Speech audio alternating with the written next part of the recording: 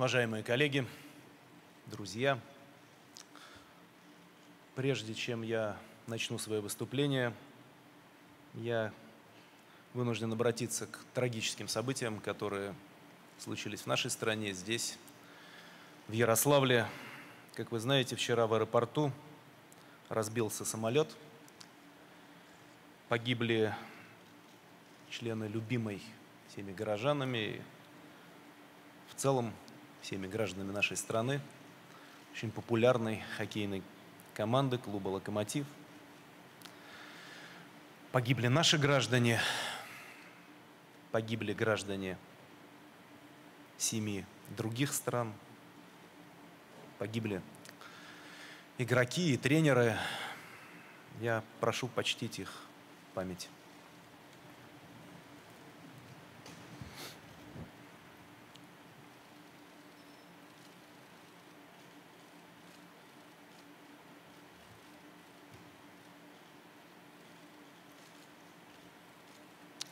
Спасибо.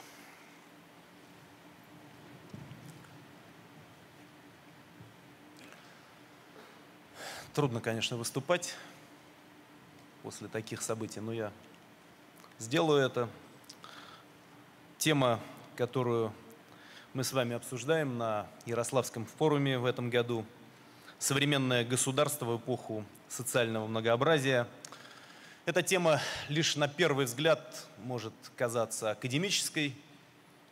Мы даже думали, насколько легко она воспринимается на русском языке, потому что в английском варианте она, может быть, даже более понятна для восприятия, чем на русском языке, но она имеет абсолютно прикладное, практическое значение. И я бы даже сказал, что злободневность этой темы доказана уже и самим характером дискуссии, ее остротой, эмоциональностью. Это естественно. Большинство людей в нашем открытом, взаимозависимом обществе все чаще встречается с теми, кто явно отличается от них. Раньше, несколько столетий назад, вообще контакты с людьми других национальностей, они были эпизодическими. Они были в диковинку. А теперь эти контакты постоянны и в реальном мире, и в виртуальной среде. Они отличаются и привычкой, и внешним видом, и политическими убеждениями. Отличаются религией, культурными установками, отличаются профессией. Отличаются, конечно, и своим общественным положением, отличаются доходами, принадлежностью к тем или иным виртуальным сообществам, социальным сетям. Причем люди, которые живут в одном месте, все сильнее отличаются друг от друга, чего раньше было даже себе невозможно представить. А экономика 21 века требует более четкой профессиональной специализации, еще большей интенсивности миграционных потоков, более активного обмена знаниями, услугами, товарами и, конечно, более сложной системой разделения труда. А вот такая фундаментальная ценность, как свобода выбора, она позволяет человеку самостоятельно проектировать свою жизнь и развивать свою личность, решать, кем быть и каким быть. Дает право не только следовать традициям, допустим, характерным для тех или иных государств или местностей, жить не по шаблону, а быть не таким, как все. И это тоже завоевание современности. И надо признаться, что очень многие пользуются этим в полной мере. Таким образом, структура общества, она радикально усложнилась. Если раньше экономическая и культурная многоукладность считались особенностью нескольких десятков мегаполисов, где была очень активная такая кипучая жизнь, то в наши дни она проникает повсюду, и в маленькие поселения, в маленькие местности, весьма далеко удаленные от эпицентров глобализации. Социальное многообразие стало решающим фактором развития личности, группы, этноса и стало влиять на развитие демократических государств. это социальное многообразие, учит нас сосуществовать и сотрудничать с теми, кто на нас не похож. Уважать и стараться понять тех, кто думает и поступает не так, как поступаем мы. А это очень непросто.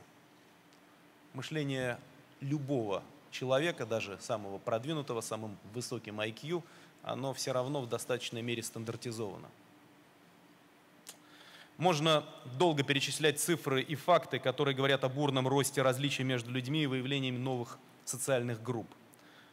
По данным Евростата, каждый 10-й проживающий на территории Евросоюза родился за пределами страны проживания.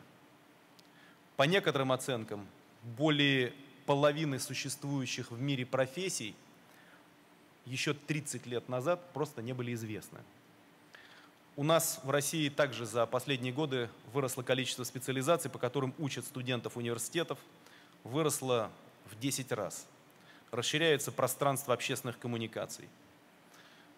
Увеличивается количество средств массовой информации. Только в 2000 году их было около 40 тысяч. Теперь их более 80 тысяч. Благодаря новейшим технологиям многообразие и сложность общества стали для всех очевидными. Господствующие культуры в этой ситуации подвергаются все более настойчивому воздействию так называемых субкультурных течений. Интернет позволяет людям не просто быть разными, но и публично выражать свою индивидуальность, выставлять ее, если хотите, на показ, к чему многие, конечно, не готовы. В прошлом веке в любой самой продвинутой стране мнение считалось общественным, если его транслировали 3, может быть 4 крупных телевизионных канала, несколько популярных радиостанций, несколько газет. Сегодня никаких монополистов уже нет. В создании контента могут участвовать все желающие, абсолютно, буквально все. И для этого не нужно быть медиамагнатом, не нужно быть журналистом или главным редактором. Миллионы пользователей интернета влияют на формирование доминирующих информационных трендов. Более того, не просто влияют, а зачастую формируют их, задают их, причем парадоксальным образом. Каждый из них, в принципе, имеет шанс сообщить обществу такую новость, которая может изменить мир или, во всяком случае, ситуацию вокруг. Экспансия так называемых социальных медиа, она тоже очень впечатляет. Теперь для этого не нужны какие-либо посредники. Люди самостоятельно, охотно и быстро объединяются по интересам. А этих интересов становится все больше и больше. Ну, цифры известны, я все равно их назову, потому что они впечатляют. В российской, собственно, российской социальной сети ВКонтакте около 17 миллионов пользовательских групп. Подчеркиваю, именно групп. А в глобальной сети Facebook миллиард сообществ. Причем это больше, чем, собственно, количество пользователей, которых около 750 миллионов. В Российской Федерации зарегистрировано более 100 тысяч общественных объединений. И за последние 10 лет их численность увеличилась практически на треть. А вот количество неформальных групп, оно вообще не поддается учету. Отсюда социальное многообразие создает не только новые возможности, но и новые вызовы, с которыми пока только учатся справляться традиционные государственные институты. Пестрота и разноголосица, раздробленность окружающего мира затрудняет функционирование обычных административных процедур, тех, которые работали в стандартных условиях.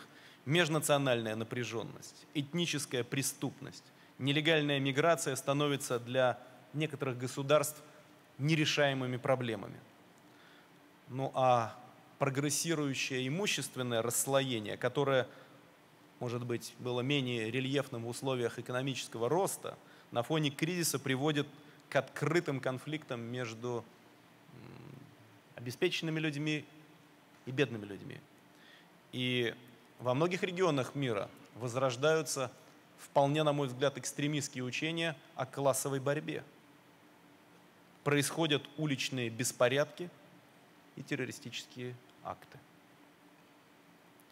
А кое-где идут и самые настоящие гражданские войны. Некоторые усматривают во всех этих явлениях признаки социального распада, деградации социальной структуры. Многообразие, о котором мы сейчас говорим, представляется бессмысленным хаосом, крахом национального единства и общественной солидарности. После этого следуют абсолютно нехитрые призывы применять силу, защищать традиционную культуру и нравственность и так далее. В то же время существуют и призывы абсолютно противоположного свойства. Они заключаются в том, чтобы полностью минимизировать роль бюрократии, дать обществу развиваться исключительно на принципах самоорганизации, саморегулирования и самоуправления, устранить государство вообще из общественной жизни. Как реагировать государству? Каким должно быть государство сегодня, когда, по словам известного футуролога Элвина Тофлера, политическая жизнь утрачивает черты массовости, а общество делится на тысячи и тысячи спорящих между собой групп, каждая из которых яростно сражается за свои узкие, зачастую временные интересы. Для нашей страны это очень важный вопрос. Российская Федерация – это пример уникального социального, культурного и политического многообразия. Мы об этом забываем в повседневной жизни, даже мы, те, кто живет в России. Но мы об этом должны помнить. Нашу страну населяет 180 народов и народностей. А в состав нашего государства, наряду с обычными областями и краями, входят национальные автономные округа и национальные республики. Мы в полном смысле этого слова многоконфессиональная страна. Причем наша многоконфессиональность, она не привнесенная за счет приезда каких-либо новых жителей, новых граждан. Она традиционно сложившаяся за счет истории развития самого государства. При том, что у нас большинство граждан православные, у нас есть очень обширные территории, где традиционно исповедуют ислам, исповедуют на протяжении веков, буддизм. Всем известно о проблемах, с которыми сталкивается российское общество. Мы ведем многолетнюю борьбу с сепаратизмом и терроризмом. И хотя этот враг ослаблен, но он не добит окончательно, он не побежден.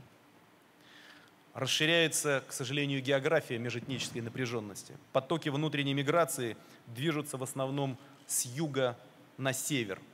В местах традиционного проживания русских появляется большое количество наших граждан, которые приехали из Кавказа. А русское население кавказских республик потихонечку убывает.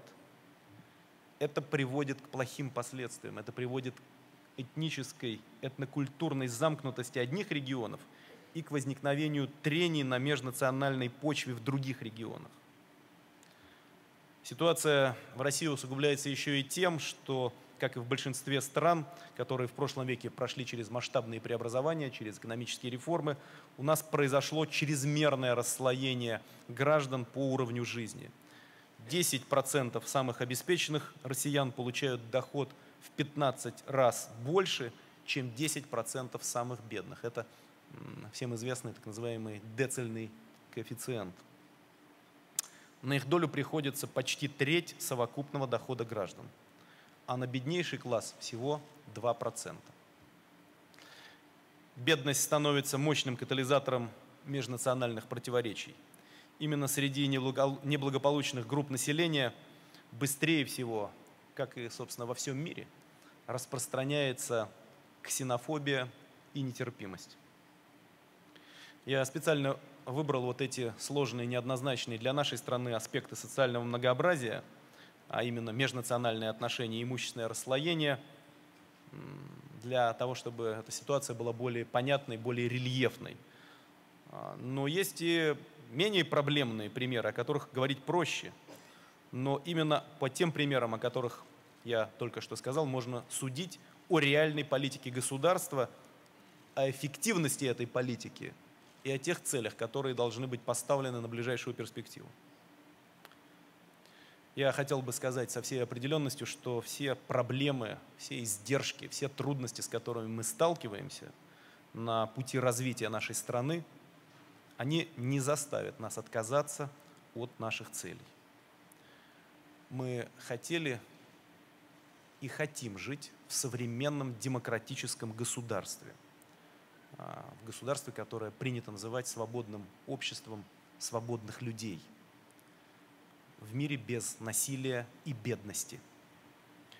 И мы обязаны сохранить целостность нашей страны, просто потому что у нас иначе никакой страны не будет. Либо она вот есть такая, как сегодня, либо у нас не будет никакой России. Как бы этому ни противились экстремисты и террористы. И с другой стороны, наше национальное многообразие – это не только вызов, но и благо. Это наше преимущество. Историческая судьба России – это сплав коллективного творчества всех народов, которые разнятся и по языку, и по религии, и по культуре, и по обычаям. Именно это разнообразие позволяло нам находить ответы на самые сложные вопросы, находить ресурсы, создавать новые знания, создавать новые силы для ответа на самые проблемные темы. И в конечном счете сделала Россию страной мощной, самобытной и, что может быть самое главное для государства, потому что примеров в истории человечества было много разных, мощных и самобытных стран, еще и жизнеспособной. Я хотел бы процитировать моего уважаемого коллегу, президента Турецкой Республики, господина Абдуллу Гюля, который сказал, что различие между нами – это наше богатство, которое укрепляет наше единство. Я полностью с этим согласен. Эти слова применимы и к нашей стране. Конечно, все должны соблюдать закон, нормы элементарного приличия, с уважением относиться к обычаям других людей. Тот, кто, прибывая на новое место, ведет себя неподобающим образом, или уж тем более совершает преступление, он должен быть наказан, как и тот, кто ущемляет права меньшинств. Но обеспечение порядка и законности не может быть поводом для дискриминации меньшинства или большинства по национальному признаку. Все национальные культуры России должны свободно развиваться, а каждый гражданин должен иметь возможность жить там, где хочет, в любом регионе. Иначе у нас не будет единой страны, и мы это должны понимать. Законная экономическая деятельность граждан также должна быть защищена государством. У каждого человека в нашей стране должен быть шанс на получение высоких доходов. Неприкосновенность частной собственности, независимо от ее размеров, даже если это кого-то раздражает, она должна быть гарантирована. Мы уже пытались когда-то создать общество, в котором нет богатых. Итоги этого социального эксперимента известны. Он закончился стагнацией, нищетой и, к сожалению, развалом государства. И произошло это не в силу каких-то конспирологических причин, заговора, мировой закулисы или еще кого-то, а потому что мы сами оказались слабы и неконкурентоспособны. И больше мы этого допустить не можем, какие бы привлекательные популистские лозунги не выдвигали отдельные политики. На мой взгляд, усилия государства должны быть сосредоточены прежде всего на преодолении массовой бедности. И здесь сделано уже достаточно много. Я напомню, что в 1992 году доход ниже прожиточного минимума получала треть населения. В 2000 году, когда, собственно, я пришел на работу в государственные структуры, это было 29%. А в 2010 году этот показатель снизился до 12 с небольшим процентов. Это прогресс. Но, к сожалению, на этом прогрессе нельзя останавливаться. В начале текущего года резкий рост цен на мировых рынках ухудшил ситуацию. И Сегодня эта цифра стала даже хуже. Она уже составляет около 15%. Значит, мы не до конца управляем этой ситуацией, значит, у нас есть проблемы. К тому же, если говорить откровенно, даже те, кто получает несколько больше этого самого минимума, живут тоже очень нелегко. Эти показатели, как мы понимаем, в любой стране абсолютно условны. Но мы не должны дать бедности перейти в наступление, мы должны предпринять меры для того, чтобы помочь людям, которые оказываются в силу экономических причин в сложной ситуации. Стимулирование производства, рост новых рабочих мест, повышение заработной платы и адресная социальная поддержка малоимущих в любом случае останутся приоритетом государства на ближайшие годы. И я уверен, что это будет приоритет для любой политической силы, которая будет формировать органы власти в нашей стране. Мы исходим из того, что для существенного улучшения качества жизни нам недостает не каких-то стандартов, а именно многообразия. Одномерная сырьевая основа нашего благополучия, она должна быть усложнена, она должна быть трансформирована. Иначе мы слишком зависим от сырьевых трендов, это все прекрасно знают. Поэтому модернизация производства, внедрение новых технологий, создание инфраструктуры для инноваций, формирование новых бизнесов на этой основе, оно должно повысить и производительность труда, и культуру работников, и доходы компаний, и доходы отдельных граждан, доходы всех россиян. Это в целом, наверное, общие слова, но это наша стратегия. И я думаю, что она правильная. Уважаемые коллеги, уважаемые друзья, для меня ответ, каким должно быть государство в эпоху социального многообразия, практически ясен, мне понятен. Это государство тоже не должно быть линейным, оно тоже должно быть многообразным, оно должно быть сложным, пусть даже это труднее в управлении, оно должно быть сложным, гибким и умным. Оно должно иметь разветвленную связь общения, систему общения с различными социальными слоями, со всеми группами социальными, в том числе с самыми маленькими. Если государство кого-то не видит, это не проблема этой маленькой социальной группы. Это проблема государства. Государство должно понимать своих граждан безотносительно к их культуре, национальности, профессии. Казалось бы, это прописные вещи. И в то же время мы должны об этом говорить. Потому что сегодня, как никогда, велико искушение в очередной раз заняться закручиванием гаек. Поводов всегда много. И это самый простой ответ. Преступность, сепаратизм, бедность. Что делать? Как раньше говорили, теснее сплачиваться вокруг руководства государства, закручивать гайки. Не в этом идея. Нельзя ограничивать права людей, и уж тем более нельзя заглушать критику. Ведь именно поэтому в политике любого государства, и мы здесь не исключение, и другие государства, и европейские, и азиатские, очень часто берут верх так называемые реакционные или ультраконсервативные идеи. А в парламенты многих государств пробиваются партии полуфашистского толка, с которыми еще, может быть, некоторое количество лет назад никто бы здороваться не стал. А сейчас они фактор общественной жизни. Кое-где почти официально санкционируют пытки. Начинают возводиться пограничные заграждения, куда более грандиозные, чем пресловутая Берлинская стена. Раздаются призывы к изгнанию иностранцев, к подавлению различного рода меньшинств. Я подчеркиваю, я говорю не о тех, кто только строит свою государственность, свою демократию. Я говорю о самых передовых, о самых развитых и о самых демократических государствах. В нашей стране тоже хватает тех, кому это многообразие не нравится. Потому что мы современная страна, у нас разные люди. У нас есть люди, которые считают, что желательно всем выстроиться в одну линию. И, как принято говорить, стройными рядами идти в светлое будущее.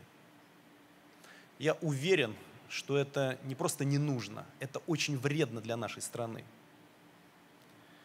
Я считаю, что государство должно следовать за общественными трендами, успевать за ними, а не тащить общество за собой. Тем более, что руководство государства – это такие же люди со всеми своими представлениями, ошибками, заблуждениями и ценностями. Иными словами, государство должно подстраиваться под современную жизнь, быть адекватным и беречь и приумножать социальное многообразие. Что для этого мы должны сделать? Ну, во-первых, мы должны нарастить финансовую и информационную поддержку деятельности неправительственных организаций любого уровня и любого профиля. Во-вторых, мы должны оказывать содействие гражданам в доступе к новым независимым источникам информации, в том числе за счет стимулирования развития цифрового телевидения и широкополосного интернета. Вы знаете, я лично этим занимаюсь, я считаю это исключительно важным для нашей страны. Мы действительно почти объединили в цифровом смысле свою немаленькую страну, но сделали еще недостаточно.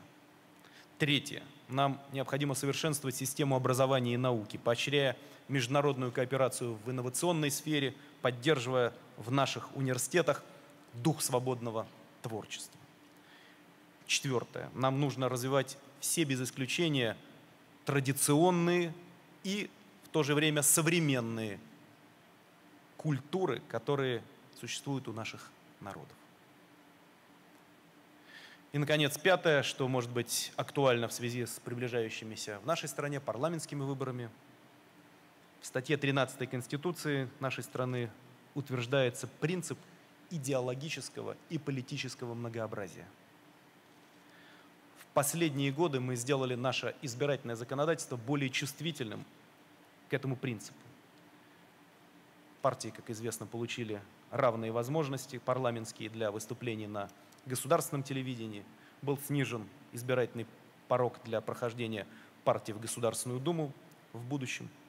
Как я уже говорил, это неуклонная и в то же время постепенная модернизация нашей политической системы. На мой взгляд, нам такая и нужна. Со мной многие не соглашаются. Это тоже нормально. Кто-то говорит, что нам нужно делать все очень быстро, только в этом случае мы добьемся успеха. Это одна позиция, есть другая позиция. Лучше вообще ничего не трогать, потому что в целом у нас все неплохо. У нас неплохая общественная поддержка политических институтов, у нас в целом неплохая ситуация в экономике. Лучше никуда не лезть. Главное, не навредить. Это тоже близорукая позиция. Мы должны развиваться, но делать это гармонично и постепенно. Сложное общество, в котором много групп и центров влияния, требует от нас и дальнейшей децентрализации, передача части государственных функций общественным организациям, их полномочий с верхних уровней на региональный, на муниципальный уровень. Это вектор развития российского государства. Но это очевидный вектор развития большинства государств мира. Дорогие друзья, заканчивая, я хотел бы вот что сказать. Здесь присутствуют политические деятели, общественные деятели, очень крупные ученые, представители неправительственных организаций, журналисты. Я искренне благодарю вас за участие в работе нашего форума. Наш форум стал, может быть, каким-то еще одним звеном в глобальной системе обратной связи, которая формируется на нашей планете. Этот форум, как и все другие такие форумы, это что? Это прежде всего попытка лучше услышать друг друга, понять друг друга. И наш форум является еще одним проявлением бесконечной многообразности нашего мышления. Именно поэтому у человечества есть шансы. Я, во всяком случае, в этом уверен. Спасибо вам большое. Спасибо за то, что вы были с нами сегодня и на этом форуме, и с учетом тех трагических испытаний, которые выпали на долю нашей страны. Спасибо.